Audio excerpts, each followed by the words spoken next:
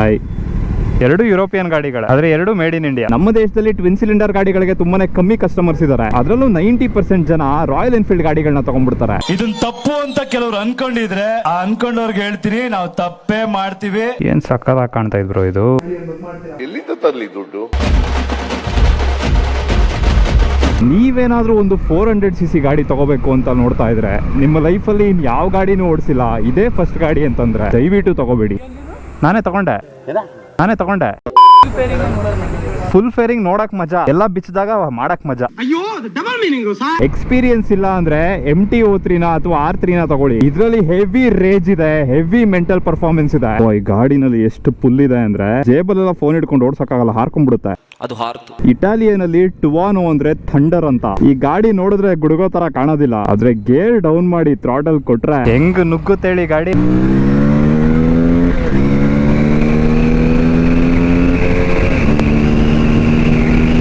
ಈ ಊರ್ ಬಿಟ್ಟು ಎಲ್ಲರೂ ದೂರ ಹೊರಟೋಣ ಕಂಡ್ರು. ಲೈಫಲ್ಲಿ ಎಂತ ಗಾಡಿ ಇಟ್ರು ವಾಲ್ ಪೇಪರ್ ಹಾಕೊಳ್ಳೋ ತರ ಒಂದ್ ಗಾಡಿ ಇಡಬೇಕು. ನಿಮ್ ಗಾಡಿನ ನಿಮ್ ವಾಲ್ ಪೇಪರ್ ಮ್ಯೂಸಿಕ್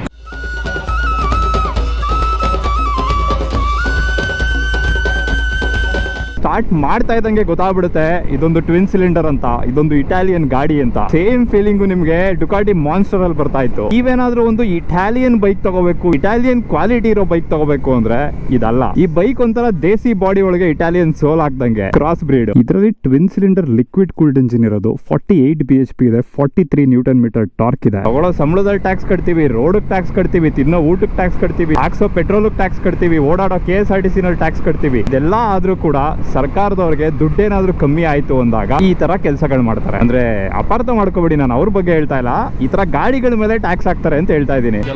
ಚದುರಂಗಿ ನನ್ನ ಮಗನೇ ಬಾ ನಿನ್ಗೈತೆ. ಫ್ರಂಟ್ ಅಲ್ಲಿ ಫೈಬರ್ ಫೆಂಡರ್ ಕೊಟ್ಟಿದ್ದಾರೆ, ಇಲ್ಲಿ BA ರೇಸರ್ ಅಂತ ಸ್ಟಿಕ್ಕರ್ ಇದೆ, ಇಲ್ಲಿ DRL ಲೈಟ್ ಗಳು ಕೊಟ್ಟಿದ್ದಾರೆ, LED ಹೆಡ್ ಲೈಟ್ ಇದೆ, ಕೆಳಗಡೆ ಒಂದು ಮಿನಿ ಸ್ಪಾಯ್ಲರ್ ಕೊಟ್ಟಿದ್ದಾರೆ, ನೋಡಕ್ಕೆ ಒಳ್ಳೆ ನಗ್ತಾ ಇರೋ ಕಪ್ಪೆ ತರ ಇದೆ. RS457 ಚೆನ್ನಾಗಿ ಕಾಣ್ತಾ ಇದೆ ಅಂತ ಹೇಳ್ತಿದ್ರು. ನನಗೆ ಇದು ತನಕ ಆ ಗಾಡಿದು ಡಿಸೈನ್ ಇಷ್ಟ ಆಗ್ಲಿಲ್ಲ. ಭಗವಂತ ನಿಮ್ಗೆ ಎರಡು ಕಣ್ಣು ಕಿತ್ಕೊಂಡ್ಬಿಟ್ಟಿದ್ದಾನೆ. ಅಪ್ರಿಲಿಯಾ ಬಂದು ಒಂದು ಇಟಾಲಿಯನ್ ಬ್ರ್ಯಾಂಡ್. ಇಟಾಲಿಯನ್ ಮ್ಯಾನುಫ್ಯಾಕ್ಚರರ್ ಗಳೆಲ್ಲ ಹೆಂಗೆ ಅಂದ್ರೆ ಗಾಡಿ ಸೇಲ್ ಮಾಡಕ್ಕಿಂತ ಜಾಸ್ತಿ ಕನ್ಸುಗಳನ್ನ ಸೇಲ್ ಮಾಡ್ತಾರೆ. ವರ್ಲ್ಡ್ ಚಾಂಪಿಯನ್ಶಿಪ್ ಇವರು ಮೋಟೋ GP ಎಲ್ಲ ಹೊಡೆದವರಲ್ಲ, ಅವರು ಹೊಡೆದವ್ರು ಒಂದು 20 ಚಿಲ್ರೆ. ನಿಮ್ದು 21, ಇದು 54 ರಾಯಲ್ ಎನ್ಫೀಲ್ಡ್. ಇವತ್ತು ಅದೆಲ್ಲ ಬೇಡ ಬಾಸ್, ಇವತ್ತು ಅದೆಲ್ಲ ಬೇಡ, ಈಗ ಬೇಡ. ಪ್ರತಿ ಬೈಕರ್ ಲೈಫ್ ಅಲ್ಲೂ ಒಂದಲ್ಲ ಒಂದ್ಸಲ ನಾನು ಒಂದು ಇಟಾಲಿಯನ್ ಗಾಡಿ ಇಡಬೇಕು ಗುರು ಅನ್ನೋ ಆಸೆ ಇದ್ದೇ ಇರುತ್ತೆ. ಆ ತರ ಆಸೆನ ಫುಲ್ಫಿಲ್ ಮಾಡ್ಕೊಳಕ್ಕೆ ಸುಮಾರು ದಿನ ಬೇಕು, ಹೆವಿ ಟೈಮ್ ಬೇಕು, ಹೆವಿ ದುಡ್ಡು ಸೇವ್ ಮಾಡಬೇಕು. ಅಷ್ಟರಲ್ಲಿ ನಮ್ಗೆಲ್ಲ ವಯಸ್ಸಾಗ್ಬಿಟ್ಟಿರುತ್ತೆ, ಗಾಡಿ ಓಡಿಸುವಂತ ಏಜ್ ಮುಗ್ದೋಗ್ಬಿಟ್ಟಿರುತ್ತೆ. ಈ ಗಾಡಿ ಎಲ್ಲ ಯಾಕೆ ಬೇಕು ಗುರು, ಒಂದ್ ಒಳ್ಳೆ ಕಾರ್ ತಗೊಂಡು ಸಂಸಾರ ನಡೆಸೋಣ ಅಂತ ಅನ್ಸ್ಬಿಡುತ್ತೆ. ಅವಾಗ ಇಟಾಲಿಯನ್ ಗಾಡಿಗಳು ಕನ್ಸಾಗಿ ಉಳ್ಕೊಂಡ್ಬಿಡುತ್ತೆ, ನಿಮ್ ಗರಾಜಿಗೆ ಬರೋದಿಲ್ಲ. ಇದನ್ನೆಲ್ಲ ನೋಡಿ ಅಪ್ರಿಲಿಯಾದವ್ರು ಏನ್ ಮಾಡಿದ್ರು ಅಂದ್ರೆ 40 ವರ್ಷ ತನಕ ವೇಟ್ ಮಾಡಿಸಿ ಏನಕ್ಕೆ ಇವನು ಬರ್ಬಾದ್ ಮಾಡೋದು, 30 ವರ್ಷ ಬರ್ಬಾದ್ ಮಾಡೋಣ. ಇಲ್ಲ ಅಂದ್ರೆ ಈ ಗಾಡಿನ ಇನ್ಫ್ಲೂಯೆನ್ಸರ್ಸ್ ಕೈಲಿ ಕೊಟ್ಬಿಟ್ಟು ಟಾಪ್ ಸ್ಪೀಡ್ ಗಳನ್ನೆಲ್ಲ ತೋರಿಸ್ಬಿಟ್ಟು ₹2 ಡೈಲಾಗ್ ಗಳು ಓಡಿಸ್ಬಿಟ್ಟು 18 ರಿಂದ 20 ವರ್ಷದ ಹುಡುಗರು ತಲೆ ಕೆಡಿಸ್ಬಿಟ್ಟು ಅವ್ರ ಅಪ್ಪ ಅಮ್ಮನ್ ಬರ್ಬಾದ್ ಮಾಡ್ಬಿಡೋಣ ಅಂತ. ನಮಗೆಲ್ಲ ಗೊತ್ತಾಗೋಯ್ತು. ಏನೋ ನೀನ್ ಋತಿಕ್ ರೋಷನ್, ನೀನು ಚಡ್ಡಿ ಬನೀನಲ್ಲ ಇರ್ತೀಯಲ್ಲ ಯಾವಾಗ್ಲೂ. ನೀನು ಮೈಸೂರಲ್ಲಿ ಇದೆಯಾ, ನೀನು ಗೋವಾದಲ್ಲಿಲ್ಲ. ಸಂಸ್ಕೃತಿ ಕಲಿ, ಕೈ ತುಂಬಾ ಬಟ್ಟೆ ಹಾಕು. ನನಗೆ ಇಷ್ಟು ವರ್ಷ ಬೈಕಿಂಗ್ ಅಲ್ಲಿ ಒಂದೇನ್ ಗೊತ್ತಾಯ್ತು ಅಂದ್ರೆ ಇಟಾಲಿಯನ್ ಗಾಡಿ 100cc ಆಗಿರ್ಲಿ 1000cc ಆಗಿರ್ಲಿ ತಗೊಂಡ್ಮೇಲೆ ಬರ್ಬಾದಾಗದ್ ಗ್ಯಾರಂಟಿ. ಇದ್ರಲ್ಲಿ ಲಿಕ್ವಿಡ್ ಕೂಲ್ಡ್ ಎಂಜಿನ್ ಇರೋದ್ರಿಂದ ಕೆಳಗಡೆ ಕೂಲೆಂಟ್ ಇಲ್ಲ ಹಾಕಿದ್ದಾರೆ. ಹಂಸಲ್ ಏನಾದ್ರು ಹೊಡಿತು ಅಂದ್ರೆ ರೇಡಿಯೇಟರ್ ಮೇಲೆ ಇಂಡಿಕೇಟರ್ ನ ಪ್ಲೇಸ್ ಮಾಡಿದ್ದಾರೆ. ಏನ್ ನಶಾ ಮಾಡಿ ಡಿಸೈನ್ ಮಾಡೋರು ಗುರು ಈ ಗಾಡಿನ. ಈ ಬೈಕ್ ನ ತಗೋಬೇಕು ಅಂತ ಸುಮಾರು ಜನ ಕಾಯ್ತಾ ಇರ್ತೀರಾ, ಆದ್ರೆ ಒಂದು ಹಾರ್ಡ್ ರಿಯಾಲಿಟಿ ಏನು ಅಂದ್ರೆ ಈ ಗಾಡಿ ಕಾಸ್ಟ್ ಬಂದು ಆನ್ ರೋಡ್ 5,08,000. ಇನ್ನೊಂದು 9,000 ಕಮ್ಮಿ ಆಗಿರೋ ಜನ ತಗೋಬಿಡೋರು. 4,99,000 ಇಟ್ಟಿದ್ರು ತಗೊಳ್ಳೋರು. 5 ಲಕ್ಷ ಅಂತದಕ್ಕೆ ಆಯ್ತಾ ಇಲ್ಲ. ಏನಿಲ್ಲ, ಮಿರರ್ ಕೊಡದೆ 4,99,000 ಇಟ್ಬಿಟ್ಟು ಮಿರರ್ 9,000 ಅನ್ಬಿಟ್ಟಿದ್ರೆ ಆಗಿರೋದು. MT-03 ಇದಕ್ಕಿಂತ ಕಮ್ಮಿ ರೇಟ್ ಅಲ್ಲೇ ಸಿಗುತ್ತೆ. ಏನಕ್ಕೆ ಅಂದ್ರೆ ಇವಾಗ ಡಿಸ್ಕೌಂಟ್ ನಡೀತಿದೆ. ಅವಾಗ ನಮ್ ಜನರ ತಲೆಗೆ ಬರೋದೇನು ಅಂದ್ರೆ ಯಾರು ತಿರುಗಿ ನೋಡದೇ ಇರೋ ಅಂತ ಒಂದು ಜಪಾನೀಸ್ ಟ್ವಿನ್ ಸಿಲಿಂಡರ್ ಗೆ 4.5 ಲಕ್ಷ ಕೊಡೋ ಬದಲು ಇನ್ನೊಂದು 50,000 ಹಾಕ್ಬಿಟ್ಟು ಸೆಕ್ಸಿ ಆಗಿರುವಂತ ಇಟಾಲಿಯನ್ ಚಿಕ್ ನ ತಗೊಂಡ್ಬಿಡ್ತೀನಿ ಅಂತ. ಅಪ್ರಿಲಿಯಾ ಕಸ್ಟಮರ್ಸ್ ಎಲ್ಲ ಬೇರೆನೆ ನಶಾ ಅಲ್ವಾ. ಗಾಡಿ ಮೇಲೆ ತಂದೆ ತಾಯಿ ಆಶೀರ್ವಾದ ಸ್ಟಿಕ್ಕರ್ ಹಾಕ್ಸಿದ್ರೆ ಶೋರೂಮ್ ಗೆ ಬಂದು ಹಾಕ್ಸ್ಕೊಯ್ತಾರೆ. ಬೆನ್ನ ಕೆಳಗೆ ಕೊಲೆಸ್ಟ್ರಾಲ್ ಜಾಸ್ತಿ ಆದ್ರೆ ಮಾತ್ರ ಹಿಂಗಾಗದಿದು. ಆದ್ರೆ ಗಾಡಿ ತಗೊಂಡ್ಮೇಲೆ ಬರುತ್ತಲ್ಲ ಖರ್ಚುಗಳು, ಈ ಗಾಡಿದು ಫ್ರೀ ಸರ್ವಿಸ್ ಬಂದು 4,000 ರಿಂದ 5,000, ಪೇಯ್ಡ್ ಸರ್ವಿಸ್ ಬಂದು 7,000 ರಿಂದ 8,000, ಸ್ಪೇರ್ ಪಾರ್ಟ್ಸ್ ₹1,000 ಇದೆ. ಆಯ್ತು ಬಿಡುಗರು, ಕಾಸಿರೋರು ತಗೋತಾರೆ, ನಿನ್ಗೆ ಯಾಕೆ ಅಂತ ಕೇಳಬಹುದು. ಆದ್ರೆ ಇದ್ರೊಳಗಡೆ ಇರುವಂತ ಹಿಡನ್ ಕಾಸ್ಟ್ ಗಳನ್ನ ಕೇಳಿದ್ರೆ ಸೈಕ್ ಆಗ್ಬಿಡ್ತೀರಾ. 5 ಲಕ್ಷ ಕೊಟ್ಟು ಕೊಟ್ಟರು ಕೂಡ ಈ ಗಾಡಿನಲ್ಲಿ ಅಡ್ಜಸ್ಟಬಲ್ ಲೆವರ್ ಇಲ್ಲ. Cost cutting. ಗಾಡಿ ಪರ್ಫಾರ್ಮೆನ್ಸ್ ಇದೆ, ನುಗ್ಗುತ್ತೆ, ಆದ್ರೆ ಬ್ರೇಕಿಂಗ್ ತುಂಬಾನೇ ಮೀಡಿಯೋಕರ್ ಆಗಿದೆ. ಬಟ್ ಇದು ಬ್ರೇಕ್ ಪ್ಯಾಡ್ಗಳು ಸಕತ್ತಾಗಿದೆ. ಅದನ್ನ ಫಾಸ್ಟ್ ಆಗಿ ಹೋಗಕ್ ಮಾಡವ್ರೆ, ಇದನ್ನ ಫಾಸ್ಟ್ ಆಗಿ ಹೋದಾಗ ನಿಂತ್ಕೊಳಕ್ ಮಾಡವ್ರೆ. KTM ನಿಲ್ತಿರ್ಲಿಲ್ಲ ಮುಂಚೆ, KTM ನಿಲ್ತಿರ್ಲಿಲ್ಲ, ತಗೊಂಡವರು ನಿಲ್ತಿರ್ಲಿಲ್ಲ. ಸಡನ್ ಆಗಿ ಬಿಡ್ಬೇಡಿ, ನೆಗೆದು ಬಿದ್ದೋಗ್ತೀರಾ. ಫ್ರಂಟ್ ಬ್ಯಾಕ್ ಎರಡ್ ಕಡೆನೂ ABS ಇದೆ. ಇದರಲ್ಲಿ ಬೈಬ್ರೆ ಬ್ರೇಕಿಂಗ್ ಹಾಕಿದ್ದಾರೆ. ನೀವೇನಾದ್ರೂ ಪರ್ಫಾರ್ಮೆನ್ಸ್ ಬ್ರೇಕ್ ಪ್ಯಾಡ್ಗಳನ್ನ ಅಪ್ರಿಲಿ ಅಂತ ತಗೋತೀರಾ ಅಂದ್ರೆ 9,000 ನೋಡಿ. ಇವಾಗ ಫುಲ್ ಥ್ರಾಟಲ್ ಇಟ್ಟಿದಾಗ ಗೇರ್ ಚೇಂಜ್ ಆಗ್ತಿಲ್ಲ. ಏನಕ್ಕೆ ಅಂದ್ರೆ ಈ ಗಾಡಿನಲ್ಲಿ ಕ್ವಿಕ್ ಶಿಫ್ಟರ್ ಇಲ್ಲ, ಅದನ್ನ ಎಕ್ಸ್ಟ್ರಾ ಹಾಕ್ಸ್ಕೋಬೇಕು. ಈ ಕಡೆ ಸೀಟ್ ಕೌಲ್ ಹೆವಿ ಎಕ್ಸ್ಪೆನ್ಸಿವ್ ಆಗಿದೆ, ಲೆವರ್ ಪ್ರೊಟೆಕ್ಟರ್ ಗಳು ಎಕ್ಸ್ಪೆನ್ಸಿವ್ ಆಗಿದೆ. At the end of the day ಈ ಗಾಡಿನ ನೀವೇನಾದ್ರೂ ತಗೋತೀರಾ ಅಂತ ಯೋಚನೆ ಮಾಡ್ತಾ ಇದ್ರೆ ಗಾಡಿಗೆ 5 ಲಕ್ಷ ಇಡೋದ್ರ ಜೊತೆಗೆ ಬ್ಯಾಕಪ್ ಅಲ್ಲಿ 2 ಲಕ್ಷ ಇಡಬೇಕು. ಇಷ್ಟ ಹೇಳಕ್ ಇಷ್ಟಪಡ್ತೀನಿ. ಓಕೆ ಫ್ರೆಂಡ್, ಬಾಯ್. ಇದರಲ್ಲಿ ಫ್ರಂಟ್ 110 ಸೆಕ್ಷನ್ 17 ಇಂಚ್ ವೀಲ್ ಹಾಕಿದ್ದಾರೆ. ಬ್ಯಾಕ್ 150 ಸೆಕ್ಷನ್ 17 ಇಂಚ್ ವೀಲ್ ಹಾಕಿದ್ದಾರೆ. ಇದರಲ್ಲಿ ಬರೋದು ಯೂರೋ ಗ್ರಿಪ್ ಪ್ರೋ ಟಾರ್ಕ್ ಅಂತ. ನೀವು ಇಲ್ಲಿ ನೋಡಬಹುದು ಅಪ್ರಿಲಿಯಾದು ಬ್ಯಾಡ್ಜಿಂಗ್ ಇದೆ. ನಮ್ಮ ದೇಶದಲ್ಲಿ ಈ ಟೈರ್ ಇಂಟ್ರೊಡ್ಯೂಸ್ ಆಗಿದ್ದೇನೆ ಈ ಗಾಡಿನಲ್ಲಿ. ಎಕ್ಸ್ಕ್ಲೂಸಿವ್ ಆಗಿ ಅಪ್ರಿಲಿಯಾಗೆ ಅಂತಾನೆ ಮಾಡಿರೋ ಟೈರ್ ಇದು. ಇದ್ರ ಫ್ಯೂಲ್ ಟ್ಯಾಂಕ್ ಡಿಸೈನ್ ಸಕಲಾಗಿದೆ. ನನ್ನ ಕಾಲು ಪರ್ಫೆಕ್ಟ್ ಆಗಿ ಪ್ಲೇಸ್ ಆಗಿದೆ. ಆದ್ರೆ 6 ಅಡಿಗಿಂತ ಜಾಸ್ತಿ ಇರೋರಿಗೆ ಹೆವಿ ಕ್ರಾಂಪ್ ಆಗ್ಬಿಡುತ್ತೆ. ಪಬ್ಲಿಕ್ ರಿಯಾಕ್ಷನ್ ಬಗ್ಗೆ ಮಾತಾಡೋದಾದ್ರೆ ಅಲ್ಲೊಂದಷ್ಟು ಜನ ಇದಾರೆ, ಈ ಕಡೆ ಒಂದಷ್ಟು ಜನ ಕಾಲೇಜ್ ಹುಡುಗರವ್ರೆ. ನಮ್ಮ ಮೈಸೂರಲ್ಲಂತೂ ಯಾರು ಈ ಗಾಡಿನ ತಿರುಗಿ ನೋಡಲ್ಲ.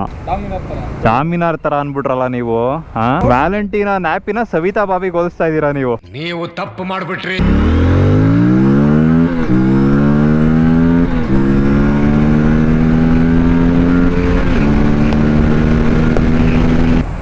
ಓಕೆ, ಇದು ನಮ್ದೇ ಸ್ಕಿಟ್ ಪ್ರಾಡಕ್ಟ್.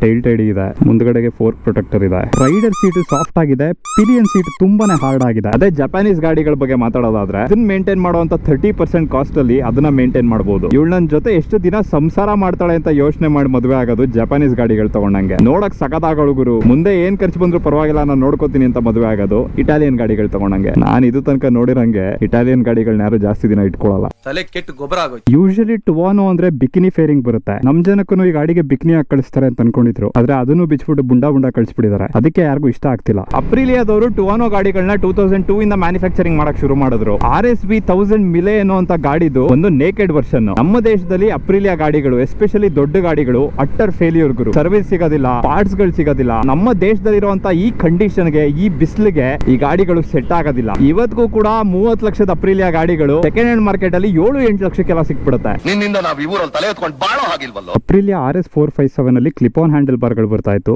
ಇದರಲ್ಲಿ ಅಪ್ರೈಟ್ ಹ್ಯಾಂಡಲ್ ಬಾರ್ ಹಾಕಿದ್ದಾರೆ. ಬಟ್ ಬಾರ್ ತುಂಬಾ ಏನ್ ಕರ್ವ್ ಆಗಿಲ್ಲ, ಫ್ಲಾಟ್ ಆಗಿದೆ. ಇದರಲ್ಲಿ TFT ಸ್ಕ್ರೀನ್ ಕೊಟ್ಟಿದ್ದಾರೆ. ಇಲ್ಲಿ ಸ್ಪೀಡ್ ತೋರಿಸುತ್ತೆ, ಇಲ್ಲಿ ಫ್ಯೂಯಲ್ ತೋರಿಸುತ್ತೆ, ಇಲ್ಲಿ ಟೆಂಪರೇಚರ್ ತೋರಿಸುತ್ತೆ. ಕೆಳಗಡೆ ಬಟನ್ ಅನ್ನ ಲಾಂಗ್ ಪ್ರೆಸ್ ಮಾಡಿದ್ರೆ ಟ್ರಾಕ್ಷನ್ ಕಂಟ್ರೋಲ್ ಆಫ್ ಮಾಡ್ಕೋಬಹುದು. Eco mode, rain mode, sport mode. 400cc ಗಾಡಿಗಳು ಚಿಕ್ಕದಾಗಿರುತ್ತೆ, ಇದ್ರಲ್ಲಿ ಏನ್ ಬೇರೆ ಕತೆನ ಅನ್ಕೊಂಡ್ರೆ ಇದು ಸೇಮ್ ಕತೆ ಗುರು. ಈ ಗಾಡಿನೂ ಹೆವಿ ಹೀಟ್ ಆಗುತ್ತೆ.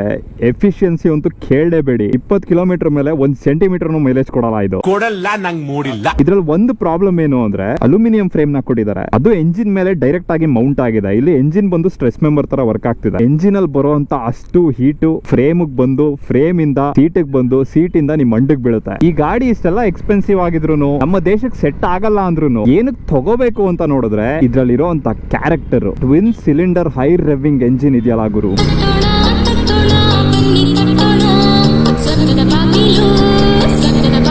ಇದ್ರಲ್ಲಿರುವಂತ ಚಾಸಿ ಮಸ್ತ್ ಆಗಿದೆ. ಗಾಡಿ ಮಾತ್ರ ಹೆವಿ ನಿಂಬಲ್ ಆಗಿದೆ. ಮುಂದೆ ಇನ್ವರ್ಟೆಡ್ ಸಸ್ಪೆನ್ಷನ್ ಇದೆ, ಪ್ರೀಲೋಡ್ ಅಡ್ಜಸ್ಟ್ ಮಾಡ್ಕೋಬಹುದು. ಹಿಂದ್ಗಡೆ ಮೋನೋಶಾಕ್ ಸಸ್ಪೆನ್ಷನ್ ಇದೆ. ಈ ಸಸ್ಪೆನ್ಷನ್ ನಮ್ ರೋಡ್ ಗಳಿಗಂತೂ ಮಾಡಿಲ್ಲ, ಪ್ರಾಪರ್ ಟ್ರ್ಯಾಕ್ ಸೆಟ್ ಮಾಡಿದ್ದಾರೆ. ತುಂಬಾನೇ ಸ್ಟಿಫ್ ಆಗಿದೆ. ಕಂಫರ್ಟ್ ಅಲ್ಲಿ ಎಲ್ಲೋ ಒಂದ್ ಕಡೆ ಕಾಂಪ್ರಮೈಸ್ ಆಗ್ಬೋದು, ಆದ್ರೆ ಹ್ಯಾಂಡ್ಲಿಂಗ್ ಮಾತ್ರ ಹುಚ್ಚು ಪ್ರೀತಿಯನ್ನು ಹಚ್ಚಿಕೊಂಡನಲ್ಲ, ಮೆಚ್ಚಿಕೊಂಡ ಪ್ರೀತಿ ಮುಚ್ಚಿ ಹೋಯಿತಲ್ಲ. ಈ ತರ ಗಾಡಿಗಳು ನಮ್ಮ ದೇಶದಲ್ಲಿ ಸೋಷಿಯಲ್ ಎಕ್ಸ್ಪೆರಿಮೆಂಟ್ ಇದ್ದಂಗೆ. ಎಂಜಿನಿಯರಿಂಗ್ ಮಸ್ತ್ ಆಗಿರುತ್ತೆ, ಪರ್ಫಾರ್ಮೆನ್ಸ್ ಟಾಪ್ ನಾಚ್ ಆಗಿರುತ್ತೆ. ಆದ್ರೂ ಜನ ರಾಯಲ್ ಎನ್ಫೀಲ್ಡ್ ಗಳನ್ನ ತಗೋತಾರೆ. ಎಲ್ಲಾ ಕಡೆ ಪೊಲ್ಯೂಷನ್ ಗಳಾಗ್ತಾ ಇದೆ. ಜನ ಹೆಲ್ತ್ ನ ನೀಟಾಗಿ ಮೇಂಟೈನ್ ಮಾಡ್ತಾ ಇಲ್ಲ. ಹುಟ್ಟುವಂತ ಮಕ್ಕಳುಗಳು ಕೂಡ ಸರಿಯಾಗಿ ಹುಡ್ತಾ ಇಲ್ಲ. ನಮ್ಮ ಎಜುಕೇಶನ್ ಸಿಸ್ಟಮ್ ಚೆನ್ನಾಗಿಲ್ಲ. ಮಕ್ಕಳಿಗೆ ಚಿಕ್ಕ ವಯಸ್ಸಲ್ಲಿ ಪೋಲಿಯೋ ಡ್ರಾಪ್ಸ್ ಆಗೋ ತರ ಪ್ರಾಪರ್ ಆಗಿ ಒಂದು ಎಜುಕೇಶನ್ ಕೊಟ್ಟಿದ್ರೆ ಇಷ್ಟೊಂದು ರಾಯಲ್ ಎನ್ಫೀಲ್ಡ್ ಗಾಡಿಗಳು ಸೇಲ್ ಆಗ್ತಾ ಇರಲಿಲ್ಲ.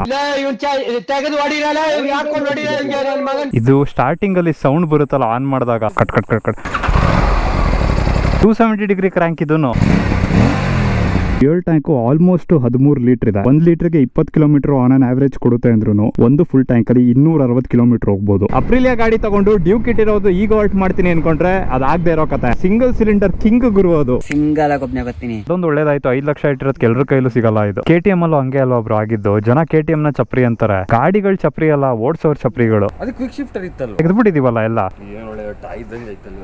ಹಾರಾಡ್ತಾ ಐತೆ ಗಾಡಿ. ಆಶ್ಚರ್ಯ, ನಾವೆಲ್ಲ ಕಾಲೇಜ್ಗೆ ಹೋಗ್ಬೇಕಾದ್ರೆ ಈ ಗಾಡಿ ಬಂದ್ಬಿಡಿದ್ರೆ ಧೂಳ್ ಮಾಡಾಕ್ಬಿಡ್ತಾ ಇದ್ವಿ. ಅವಾಗೆಲ್ಲ ಕಮ್ಮಿ ದುಡ್ಡಿಗೆ ಒಳ್ಳೆ ಪರ್ಫಾರ್ಮೆನ್ಸ್ ಗಾಡಿಗಳು ಸಿಗ್ತಾ ಇತ್ತು. ಅವಾಗ ಕಮ್ಮಿ ದುಡ್ಡಿಗೆ ಸಿಗ್ತಾ ಇದ್ದ ಗಾಡಿಗಳೆಲ್ಲ ಇವಾಗ ಜಾಸ್ತಿ ಆಗ್ಬಿಟ್ಟಿದೆ. 2014-15 ಅಲ್ಲಿ ಏನಾದ್ರು ಈ ಗಾಡಿ ಬಂದಿದ್ರೆ ಸೈಡ್ ಬೈ ಸೈಡ್ ನೀವು ಡ್ಯೂಕ್ 390 ಟುವಾನೋ ನಿಲ್ಸಿದ್ರೆ ಡ್ಯೂಕ್ ಆಕ್ಚುಲಿ ದೊಡ್ಡದಾಗಿ ಕಾಣುತ್ತೆ. ಆದ್ರೆ ಓಡಿಸ್ಬೇಕಾದ್ರೆ ಅಪ್ರಿಲಿಯಾ ದೊಡ್ಡ ಗಾಡಿ ತರ ಫೀಲ್ ಆಗುತ್ತೆ. ಹಾಯ್, ಆರಾಮ?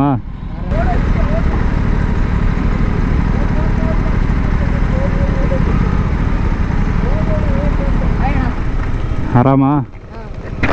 ಯಾವ ಕಾಲೇಜು? ರಜಾ ಇಲ್ವಾ ಈಗ? ಮಜಾ ಮಾಡಿ. ಎಷ್ಟು ಸಾಕು ಗುರು ಲೈಫಲ್ಲಿ. ಹುಡುಗ ನಾನು ಯಾವ ಗಾಡಿಲಿ ಬಂದಿದ್ದೀನಿ ಅಂತ ನೋಡ್ಲಿಲ್ಲ, ನನಗೋಸ್ಕರ ಓಡ್ ಬಂದು ಮಾತಾಡ್ಸಿದ್ರು. At the end of the day ನೀವು ಚಿಕ್ಕ ಗಾಡಿ ಇಟ್ಟಿದ್ದೀರಾ ದೊಡ್ಡ ಗಾಡಿ ಇಟ್ಟಿದ್ದೀರಾ ಅನ್ನೋದು ಜನಕ್ಕೆ ಮ್ಯಾಟ್ರ್ ಆಗೋದಿಲ್ಲ. ನಿಮ್ ಮನ್ಸು ಚಿಕ್ಕದಾಗಿದ್ಯಾ ದೊಡ್ಡದಾಗಿದ್ಯಾ ಅಂತ ಮ್ಯಾಟ್ರ್ ಆಗುತ್ತೆ.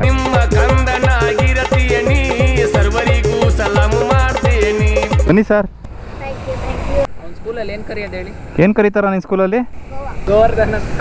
ಗೋವರ್ಧನನ್ ಗೋವಾ ಅಂತಾರ. ನಿನ್ ಚಿನ್ಮಯ ನಿನ್ ಚೈನಾ ಅಂತಾರ. ನಮ್ ಹುಡುಗರು ಈ ಗಾಡಿನ ಫಸ್ಟ್ ಇಂಪ್ರೆಷನ್ ಅಲ್ಲಿ ನೋಡಿದಾಗ ಇದಕ್ಕೇನಕ್ಕೆ 5 ಲಕ್ಷ ಕೊಡ್ಬೇಕು ಅಂತಿದ್ರು. ಆದ್ರೆ ಒಂದ್ಸಲ ಟೆಸ್ಟ್ ರೈಡ್ ಹೋಗಿ ಬಂದ್ಮೇಲೆ ಆರಾಮಾಗಿ 5 ಲಕ್ಷ ರೂಪಾಯಿ ಕೊಡ್ಬೋದು ಅಂದ್ರು. ನಾನು ಇದು ತನಕ ಈ ಗಾಡಿನ 4.5 ಅವರ್ ಕಂಟಿನ್ಯೂಸ್ ಆಗಿ ಓಡಿಸಿದೀನಿ, ಬಟ್ ನನಗೆ ಬೋರ್ ಆಗ್ತಾ ಇಲ್ಲ. ಎಂತ ಗಾಡಿ ಗುರು ಇದು. ಲಾಸ್ಟ್ ಟೈಮ್ ಫೋಟೋ ತೆಗೆದು ಹಾಕಿದ್ನಲ್ಲ ಅಪ್ರಿಲಿಯಾದು, ನಾನೇ ತಗೊಬಿಟ್ಟಿದ್ದೀನಿ ಅನ್ಕೊಬಿಟ್ಟಿದ್ರು ಜನ. ಸೊ ಅವನೀಶ್ ಮೋಟರ್ಸ್ ಇಂದ ಬೆಂಗಳೂರಿಂದ ಬಾಯ್ಸ್ ತಗೊಂಡ್ಬಂದಿದ್ದಾರೆ. Thank you bro. ಬುಕಿಂಗ್ ಎಲ್ಲ ಮಾಡಿದ್ರೆ ಎಷ್ಟು ದಿನ ವೇಟಿಂಗ್? ಏನಿಲ್ಲ ಬ್ರೋ, ಬುಕಿಂಗ್ ಮಾಡಿದ್ರೆ ವಿತಿನ್ ವೀಕ್ ಸಿಕ್ಬಿಡುತ್ತೆ. ನಂದು ಇನ್ನೇನು 400ಕ್ಕೆ ಆಗ್ತಾ ಬಂತು. ನಿಮ್ಮಲ್ಲಿ ಯಾರಿಗಾದ್ರೂ ನನಗೆ ಗಿಫ್ಟ್ ಕೊಡಬೇಕು ಅನ್ಸಿದ್ರೆ ಒಂದು ಡುಕಾಟಿ ಮಾನ್ಸ್ಟರ್ ತಂದ್ಕೊಡಿ. ಕನಸು ಕಾಣ್ಬೇಕಮ್ಮ, ಆದ್ರೆ ಕೈಗೆ ಎಟ್ಕೋ ಆಗಿರ್ಬೇಕು. ಥ್ಯಾಂಕ್ ಯು ಸೋ ಮಚ್, ಖುಷಿ ಆಯ್ತು. ಬರ್ತೀನಿ ನೆಕ್ಸ್ಟ್ ಮತ್ತೆ ಎಂಡ್ಯೂರೋ ನೋಡಕ್ಕೆ. ಇಲ್ಲಿ ಇರೋದ್ನ ನಾನು ಹೇಳಿದ್ನಲ್ಲ ಡಿಸ್ಕೌಂಟ್ ಬರುತ್ತೆ ಅಂತ. ಈ ಗಾಡಿಗೆ ಕಂಪ್ನಿಯಿಂದ 20,000 ಡಿಸ್ಕೌಂಟ್ ವಿತ್ ಕ್ರೂಸ್ ಕಂಟ್ರೋಲ್. ಮೇಲಕ್ಕೆ ತಿರುಗಿಸ್ಬಿಟ್ಟು ಹಾಕೊಂಡ್ರೆ GP ಶಿಫ್ಟ್. ಗೊತ್ತಾ ಅದು GP ಶಿಫ್ಟ್? ಓ, ನೀವು R15 ಪ್ರಜೆ ಅಲ್ವಾ, ಇದೆಲ್ಲ ತಿಳ್ಕೊಂಡಿರ್ತೀರಾ. R15 ತಗೊಳ್ಳೋರು ಮೆಜಾರಿಟಿ ಜನಕ್ಕೆ ಮೋಟೋ GP ಬಗ್ಗೆ ಗೊತ್ತು. KTM ತಗೊಳ್ಳೋರ್ಗೆ ಹಾಸ್ಪಿಟಲ್ಗಳ ಬಗ್ಗೆ ಗೊತ್ತು. ರಾಯಲ್ ಎನ್ಫೀಲ್ಡ್ ತಗೊಳ್ಳೋರ್ಗೆ ಮೆಕ್ಯಾನಿಕ್ಗಳನ್ನ ಹುಡುಕಕ್ ಗೊತ್ತು. ಎಷ್ಟು ದಿನ ಸಹಿಸ್ಕೊಳ್ಳೋದು? ಹೋಗಿ ಬ್ಯಾಡ್ ಕಮೆಂಟ್ಸ್ ಮಾಡೋದು, ಅದು ಒಬ್ರು ಇನ್ಫ್ಲೂಯೆನ್ಸರ್